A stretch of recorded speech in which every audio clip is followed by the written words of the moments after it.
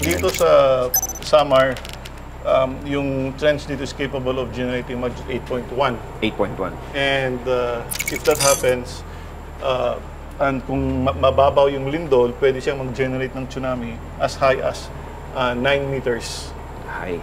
So, dito naman sa Manila Trench, it's capable of generating, again, 8.3 earthquake.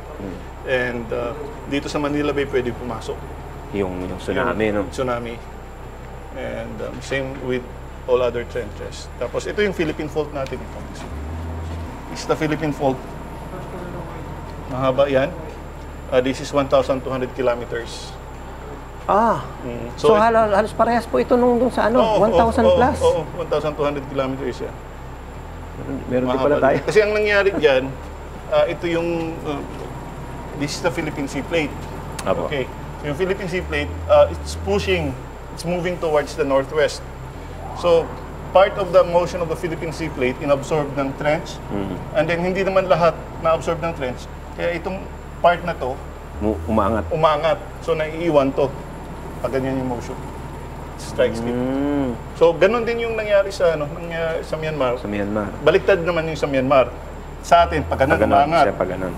Sa kanya naman, pag ganyan. Pabaliktad.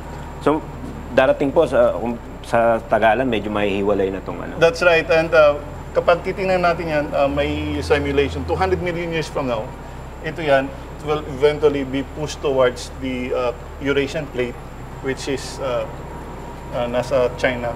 This one is actually part of the Eurasian plate. So, ano po ako, no? Ang tinitingnan lang natin ngayon ito, pero ang dami pa pala. Ang dami pala. Yun na nga, there are other, sinasabi ito, the big one here. But there are bigger ones in other parts of the country. So, like dito sa Gabaldon Fault, segment yan, TF means Philippine Fault. So, the Gabaldon segment of the Philippine Fault, it's capable of generating 7.9 earthquake, which is much bigger than the... Siguro dahil nandito ang business natin kaya medyo That's right. The political and economic scene ng bansa nasa Metro Manila. Ayan dito. And at maraming areas na transected, highly populated areas transected. So, dito po sa atin, ito lang po ang walang fault line. That's right.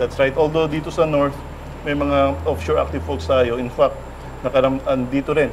In fact, when was that? Last year? Opo, tama. Meron na rin, naramdaman na rin sila dyan.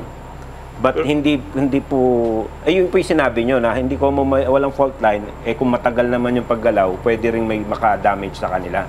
That's right. Again, may nangyari na sa atin yan, the Kasiguran Fault, nag-move noong 1968.